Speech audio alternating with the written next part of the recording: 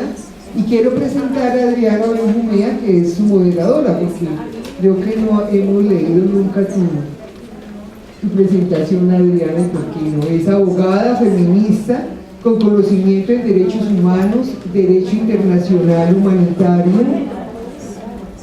derechos humanos de las mujeres, abogada, investigadora, posteriormente como coordinadora del área jurídica y en la actualidad como directora de Humanas, ha desarrollado diferentes labores de investigación, promoción y defensa de los derechos humanos de las mujeres, coordinó el proyecto de documentación de casos de violencia sexual cometido contra mujeres en el contexto de conflicto armado en la Sierra Nevada de Santa Marta y el norte de Santander, así como la ejecución del Tribunal Simbólico para la Violencia Sexual llevado a cabo el 26 de septiembre del 2011.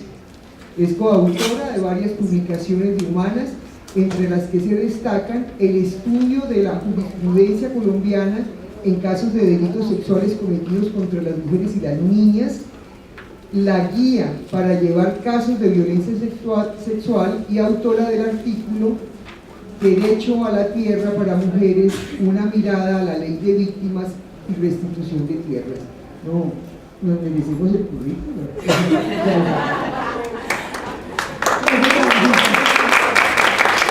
Es bueno de tener amigas en estos lugares porque son completamente generosas con el perfil. Buenos días nuevamente para todos y para todas. Este es el panel de cierre del seminario Sexo y Poder hacia un posconflicto con apuestas feministas.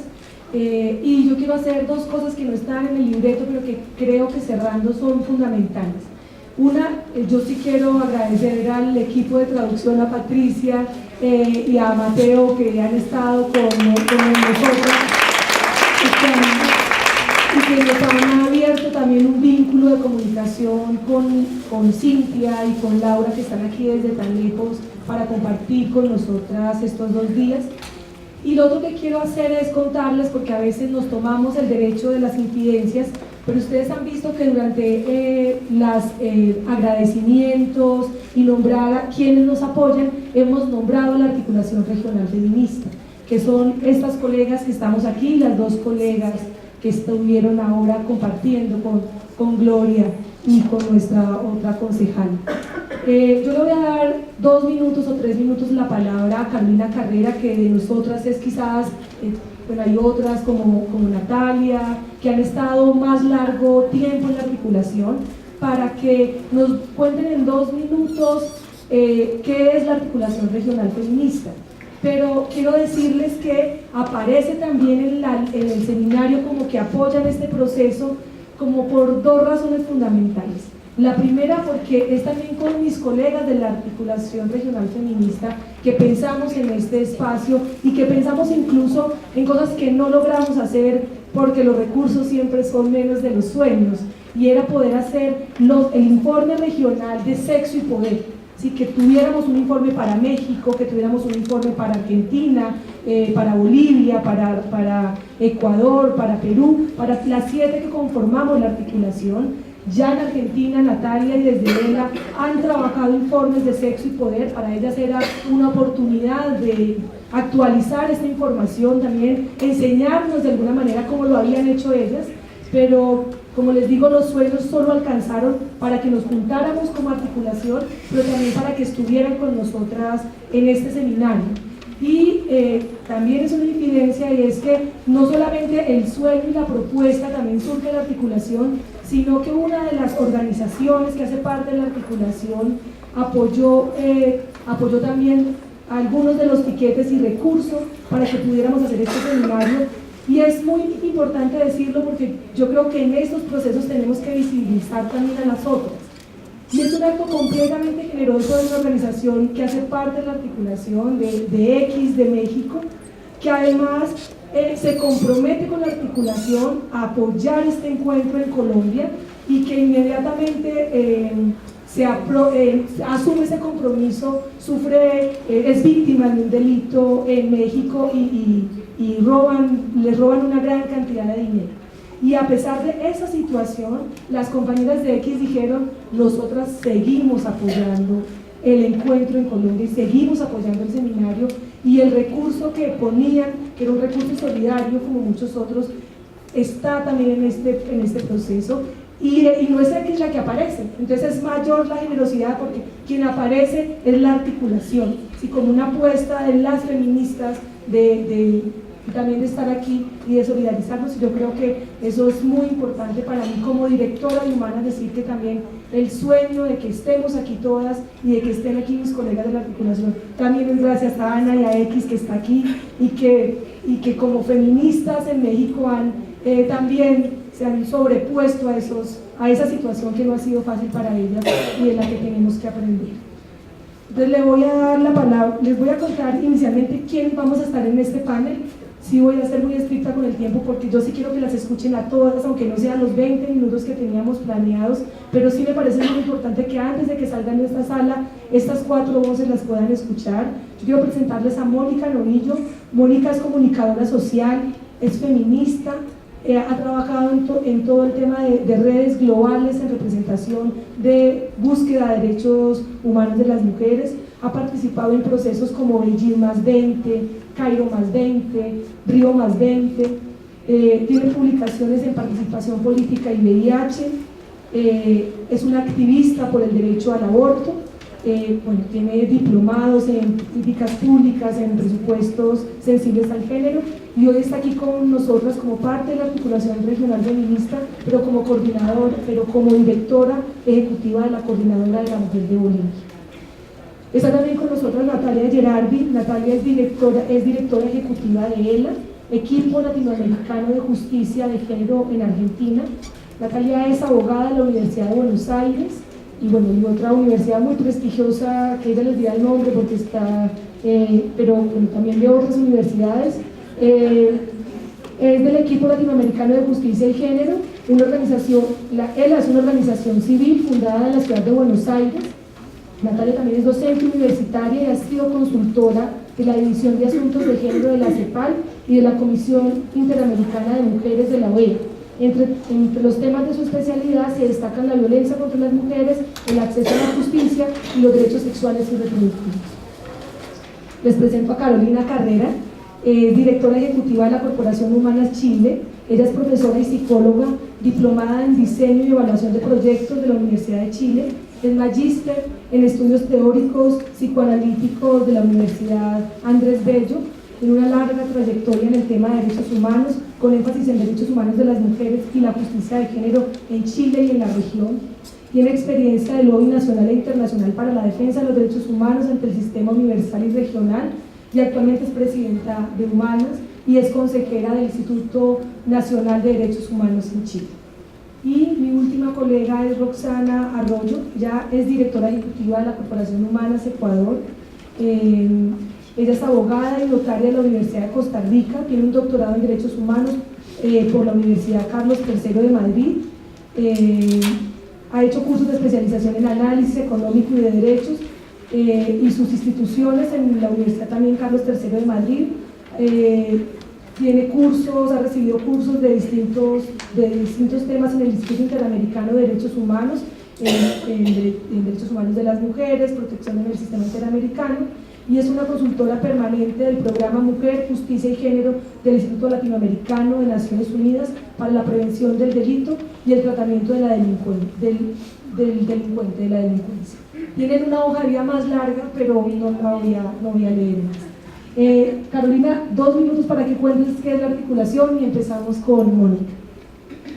Gracias, Adriana. La articulación feminista por derechos humanos y la justicia de género nace a partir de un sueño de feministas latinoamericanas, y tengo que nombrarlas como la Lorena Fries, que es directora del Instituto de Derechos Humanos de Chile, que fue directora de Humanas Chile en sus minutos, Cecilia Barraza, que ayer también lo planteó, Ana Lucía Herrera, de Ecuador, que falleció hace unos meses atrás, Aide Virgin de la Argentina, María Isabel Sedano, que está aquí, compañeras de Bolivia, un conjunto de compañeras feministas que creíamos que era posible incidir en el sistema regional y universal de derechos humanos para el avance de derechos humanos de las mujeres, pero sobre todo porque creíamos que era posible tener una articulación con una capacidad primero de análisis político y de incidencia política, tener opinión las feministas en América Latina. Y no somos la única red, existen más redes de feministas y nos alegra que vayan surgiendo cada vez más. Humanas nace, o sea, la articulación nace al alero también de la creación de Humanas Chile, que hace un año ya cumplimos 10 años, Colombia, Humanas Ecuador, pero también de un trabajo con otras ONG de la región, que fue los tribunales éticos políticos de derechos humanos de las mujeres, cuya concreción fue el regional en Perú, el 2004-2005, y la articulación se funda ya oficialmente a partir del 2006. Y ha ido creciendo en los países que se han ido incorporando. México fue el último país a incorporarse hace más de 2 años ya, que se incorpora México a la articulación, y las directoras vamos cambiando, las instituciones se quedan y la articulación se mantiene, y esa es la gracia de nosotras las feministas. Gracias, Carolina. Muchas gracias. Tengo la palabra a Nicolás Mónica.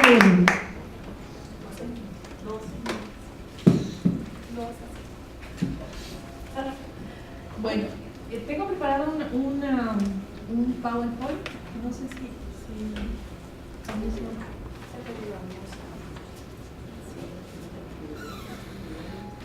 para hacerlo corto, ¿no? Me voy a robar un minutito extra, pero de todas maneras. Bueno, nuevamente agradecer a Corporación Humanas por darnos la oportunidad de compartir una experiencia boliviana en temas de participación política. Ahorita Bolivia, ustedes habrán escuchado, venimos de una gran conquista. Nosotras sí estamos con paridad y en algunos órganos del Estado con más participación de mujeres, que les voy a mostrar. Pero yo les había comentado cuando discutíamos sobre cómo íbamos a entrar a la discusión de esto, además de contarles que esta es una conquista del movimiento de mujeres, porque a nosotras nadie nos regala nada. Esta es una conquista arrancada paso a paso del movimiento de mujeres, que hace mucho tiempo viene trabajando, un movimiento diverso en Bolivia. Es esta la rosadita de la derecha. Presentación, logros y resultados. Abajo. Esa.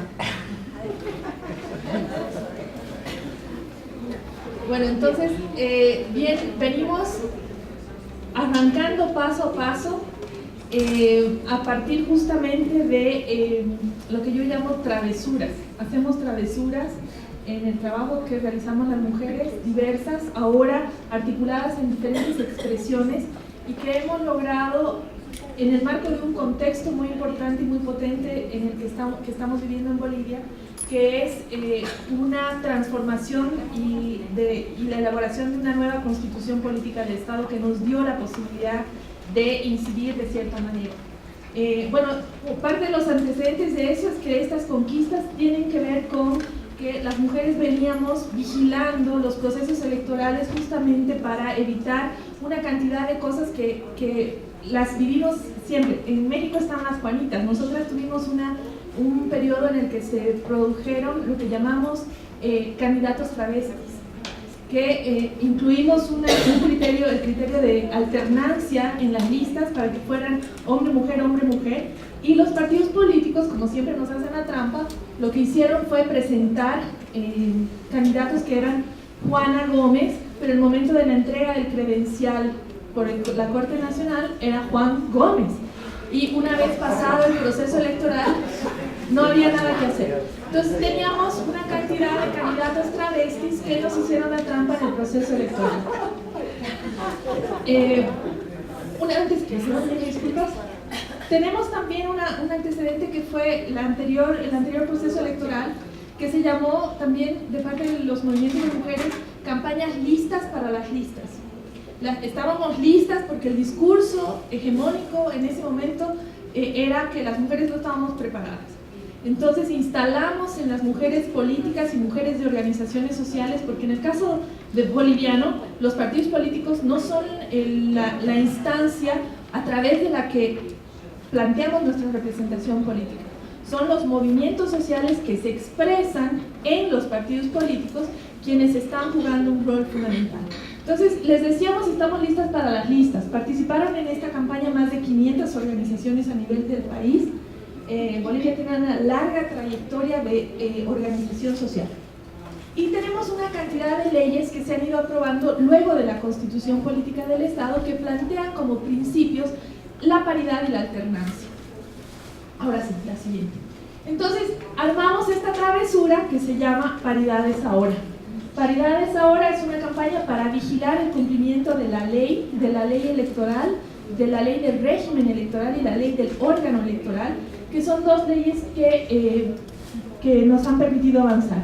Entonces nos hemos articulado en esta parte de la campaña más de 300 organizaciones en todo el país para hacer esta vigilancia, que de todas maneras hacíamos, pero que ahora tiene un peso particular en la propia campaña. Entonces, la paridad en cifras. La primera vez que se aplicó el criterio de paridad y alternancia en el país fue el año 2009. Y en las elecciones lo que logramos fue 47% de mujeres en la Asamblea Legislativa Plurinacional, en la Cámara de Senadores, y 24% en la Cámara de Diputados. Entonces estaba muy claro que en algo nos estábamos equivocando. Hicimos una serie de análisis y el problema es nuestro sistema electoral. ¿Cómo planteamos un mecanismo que se pueda aplicar al sistema electoral? El cuello de botella son las circunscripciones uninominales. Nuestro sistema electoral es mixto, tenemos candidaturas en circunscripciones plurinominales que vienen con la lista y circunscripciones uninominales que son la de candidatos preferentes, o sea, uno elige a qué candidato va a votar.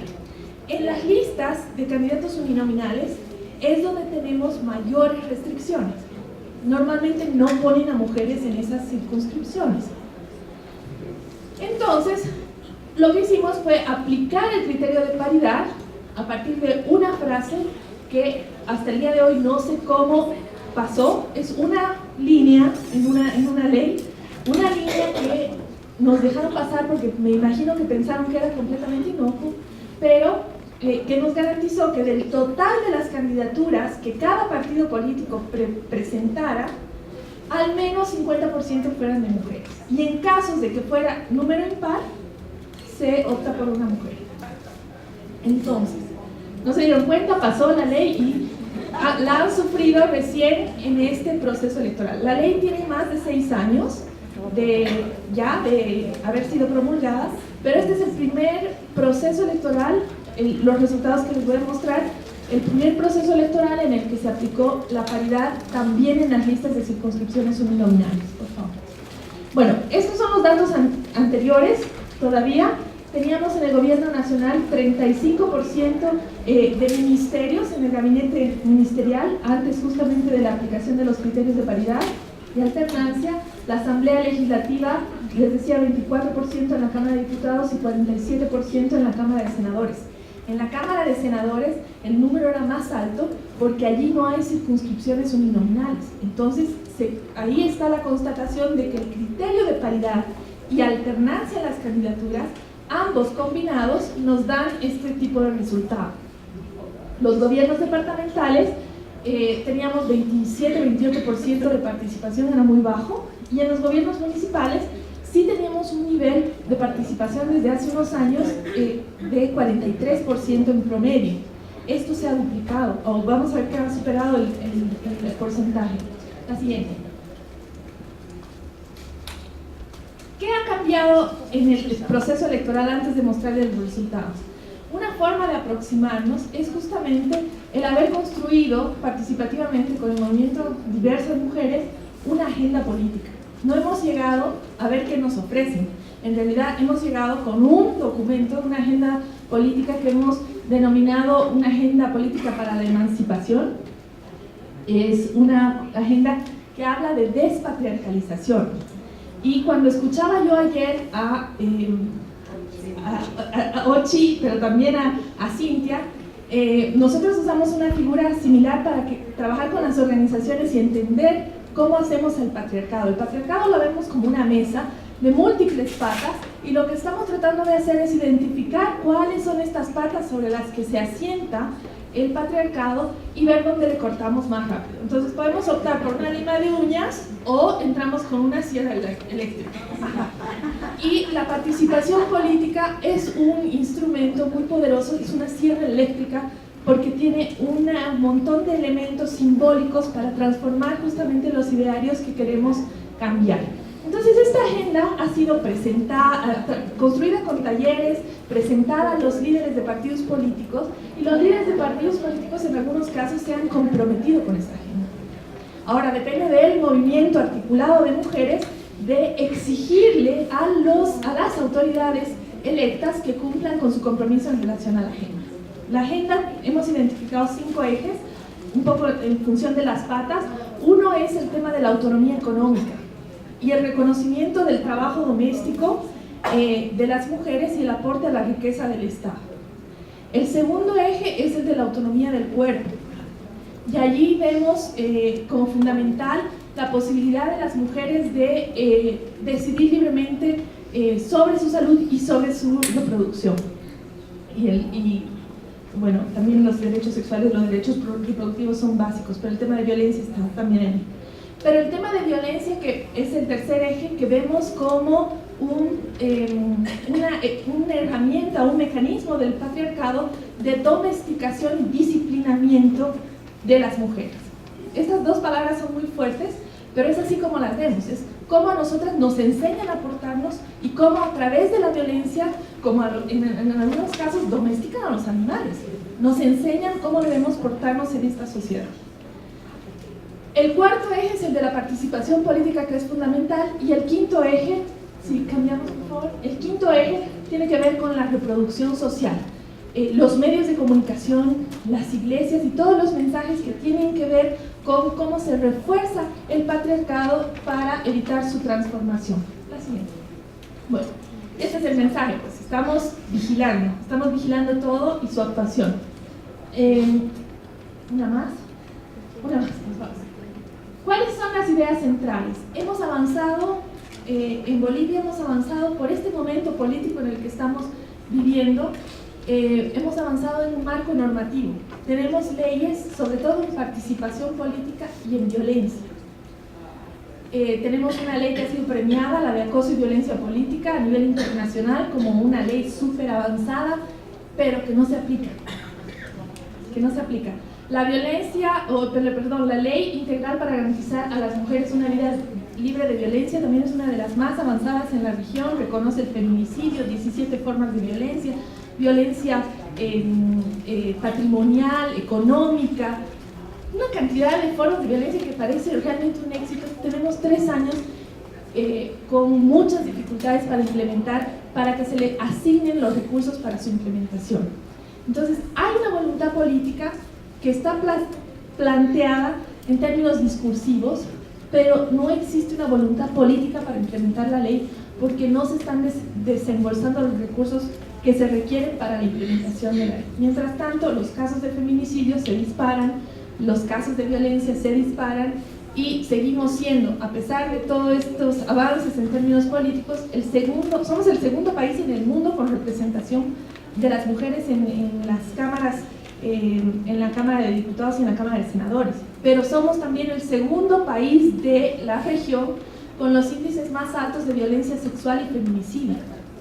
Entonces existe una contradicción muy grande de lo que estamos logrando avanzar en términos normativos y lo que estamos viviendo realmente las mujeres. Entonces tenemos grandes desafíos. Uno es enfrentar los temas de violencia vinculados también con la participación política, pero también establecer una articulación mejor de la sociedad civil para interpelar a los poderes establecidos y empezar a trabajar mejor. Y en tema de participación política, lo que hemos logrado es pasar de la visión de la cuota a una visión de paridad. Y lo que estamos planteando a partir de nuestra agenda es que la paridad no es solamente número. La paridad tiene que ser empezada a trabajar no solamente en el ámbito público. la participación política está vinculada con el ámbito público, sino que ahora debemos empezar a cuestionar o más bien plantear que queremos paridad también en nuestra casa, también en la distribución de los recursos estatales, la distribución de las tareas domésticas, que eso es lo que no estamos logrando que se asuma también como parte de las tareas estatales. Entonces no es solamente calidad, sino que hay que incluir los temas de agenda que a nosotras nos interesan. La visibilización de las mujeres candidatas, incluir temas como la compatibilización del trabajo, lo que escuchábamos de las mujeres que ejercen puestos de poder en la mañana de Lucía y de Gloria, estas dificultades que tenemos de compatibilizar nuestra participación en el ámbito privado, pero también en el ámbito público, es un tema que tenemos que resolver. Y el tema del acoso y violencia política como un eje central. Algunas cosas que ustedes pueden ver que hemos hecho en este esfuerzo de visibilizar a las mujeres. Hemos tenido una estrategia de comunicación muy fuerte para lograr visibilizar a las candidatas, porque esta idea de que las candidatas es muy difícil conseguir. Nosotras decimos, las mujeres que entran en política sufren del síndrome de la mujer invisible. Porque claro, en el momento de que hay que definir las candidaturas, no hay mujeres. Pero el momento que tienen que venir a hacer el sándwich, organizar el meeting, llamar y convocar, coser las banderitas y demás, ahí están las mujeres, ¿no? Ahí están de primeras. Hemos tenido capacitación, hemos trabajado muy fuerte en las redes sociales para llegar a jóvenes y hemos tenido un portal de candidatas. Ustedes hacían clic ahí e inmediatamente aparecían las candidatas por partidos políticos para saber cuál era su perfil, y logramos acercarnos a muchas de ellas. En el proceso electoral hemos tenido casi 10.000 candidatas. Era muy loco tratar de ponerlas a todas allí, pero a las que sí tenían mejores posibilidades, porque sí, hemos hecho también cálculos de posibilidades, las hemos puesto en un portal para que las conocieran. El proceso nos ha permitido acercarnos a ellas y también establecer vínculos para seguir trabajando a futuro esa agenda que tenemos pendiente. Muchas gracias.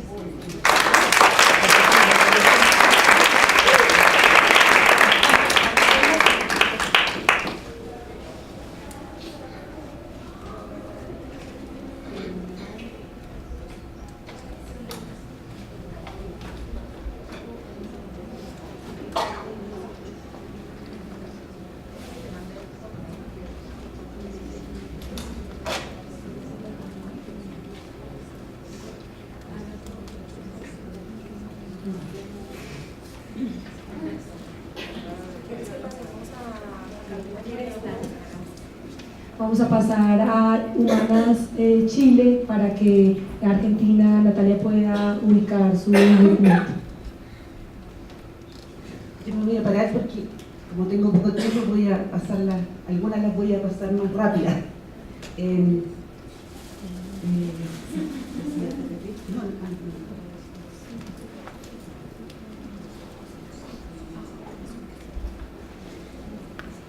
A ver, lo primero es agradecer la invitación de Humanas, de nuestras hermanas, como decimos nosotros. Y lo segundo tiene que ver, antes de mostrar, le pusimos el malestar, situación de las mujeres en Chile. Un par de comentarios porque tiene que ver con lo que voy a presentar. Respecto de del panel anterior, me pareció muy interesante lo que dice la Mónica. O sea, es como la Amelia Balcarce dice que las mujeres que entran en política tienen que hacer 3 votos. Tienen la obligación de hacer los 3 votos católicos: obediencia, el voto de la pobreza y el voto de la castidad. Y si se salen con alguno de estos votos, son castigadas y salen de política. Y un poco la experiencia que aquí contaba. Lo segundo es que siempre en la política, por más años que pasemos, vamos a ser las recién llegadas, las extranjeras. Así somos vistas en la política cuando somos vistas. Y lo tercero, que nosotras como Humanas Chile hicimos un estudio de los 2 gabinetes, tanto de la primera administración de Michelle Bachelet como del gabinete de Piñera. Estamos diciendo 2 gobiernos muy distintos, un gobierno de izquierda y un gobierno de derecha. Y entrevistamos a todas las ministras y subsecretarias, y lo que nos aparece es exactamente lo mismo, dificultades que enfrentan.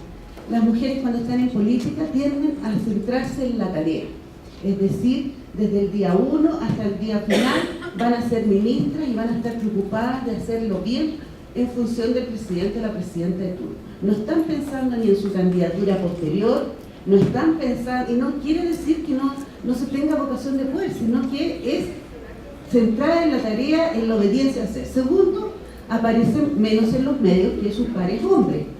¿Por qué? Entre otras cosas porque son obedientes. Entonces el presidente o presidenta comenta esto y dice, y esto es de carácter reservado, ella es de carácter reservado.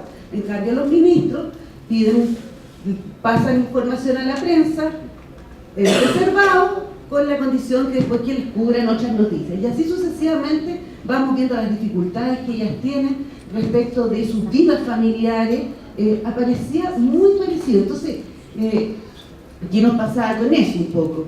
Es que da lo mismo la ideología política detrás, sino que aquí el hecho de estar en política, vamos a enfrentar las mismas dificultades mujeres de derecha, izquierda, y eso cuando las mujeres en la diversidad ideológica logran darse cuenta, tienden a hacer puentes distintos en los temas en que pueden hacer puentes, como es, por ejemplo, la participación política y la violencia contra las mujeres.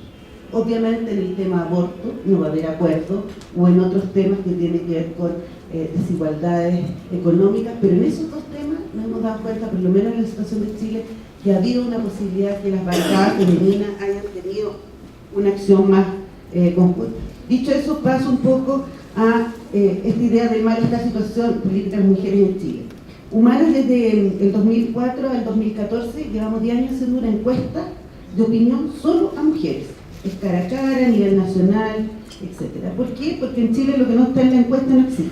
Lo que la encuesta nos dice no existe.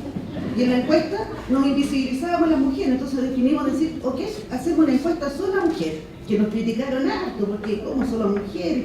Bueno, la encuesta primero nos dio cuenta hasta el 2014 que el 90% de las mujeres opina que Chile es un país machista. Y que los tres ámbitos donde se sienten discriminadas en su vida cotidiana es el ámbito laboral, la política y la libertad sexual.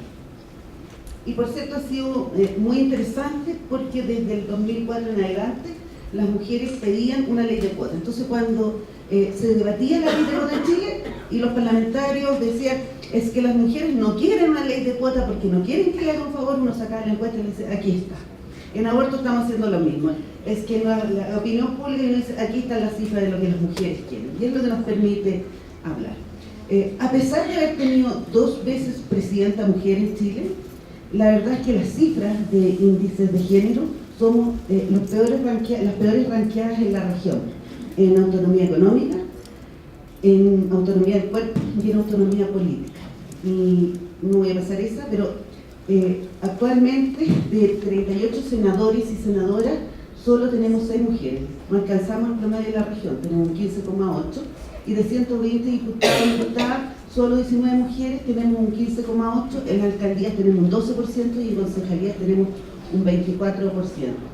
Ministras tenemos un 34,8%, no alcanzamos el 40%, las subsecretarías tampoco, en las intendencias ya es una vergüenza, tenemos un 13% y en las gobernaciones un 34,3%.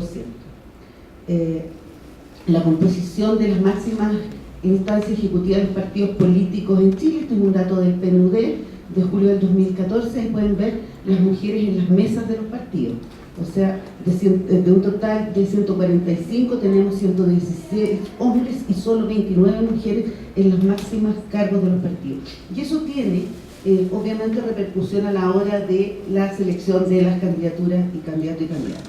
Las empresas públicas, lo rojo es la participación de mujeres en los directorios, lo voy a pasar rápido porque me interesa ir más bien los medios de comunicación, directorios de prensa escrita, las Fuerzas Armadas y Orden, eso es un poco lo que veíamos ayer, y me voy a ir a las preguntas que se instalaron o que me pidieron que respondiera para ahora. Las estrategias e incidencias utilizadas por el movimiento Mujeres y Feministas en Chile para acceder a la esfera pública e incorporar sus demandas. Lo primero que hicimos es visibilizar nacional e internacionalmente los déficits de la democracia chilena. Nosotros participamos en articulación con muchas ONGs del movimiento de mujeres y feministas, donde levantamos permanentemente informe alternativo a los órganos de tratados que Chile ha suscrito y ratificado, tanto en civil y político, tanto en la CEDAW, tanto en el examen periódico universal. Este tema de la baja incorporación de mujeres, que Chile no tuviera una ley de cuotas, la verdad es que fue permanentemente planteado, y porque a nuestros países, digámoslo, les da vergüenza quedar mal internacionalmente. Si bien no son lo suficientemente vinculantes en el caso chileno por la constitución que hoy día tenemos, pero sí le da vergüenza a nuestros gobernantes quedar mal. Y incluso utilizamos, y recuerdo que como articulación hicimos una presentación ante la Comisión Interamericana de Derechos Humanos precisamente sobre la situación política de las mujeres en América Latina. Levantamiento de estudios electorales. En Chile, hasta hace poco tiempo atrás, se podían hacer estudios electorales sobre el voto de mujeres porque nosotras teníamos los recintos de votación separados. Entonces, se podía estudiar el voto femenino. Y lo que levantamos con un estudio de elecciones entre el 2004 y el 2008 fue mostrar que las mujeres eran eficientes y eficaces electoralmente, es decir, tenían votación propia mayor que sus pares hombres. Mostramos que existía un voto de solidaridad de género cuando había la posibilidad de elección ideológica. Las mujeres tendían a votar más por mujeres si las representaba ideológicamente que los hombres. Pero a pesar de esa presentación que incluso las mujeres le otorgaban a los pactos más votos que un compañero hombre, aunque no ganaran ninguno de los dos, las mujeres tendían a entregar más votación, igual la cantidad de mujeres que los partidos ponían eran bastante pocas.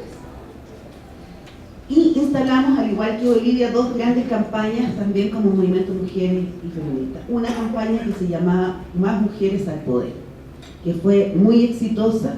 Yo no sé si ustedes vieron la película de Amélie. ¿Se acuerdan que había una escena de un duende que aparecía en Finlandia, en Noruega? Bueno, como teníamos pocos recursos, nosotros hacíamos como Amélie. Entonces nuestras compañeras feministas de Punta Arenas aparecían 3 o 4 en un cartel. Después aparecía el cartel en el desierto de Atacama.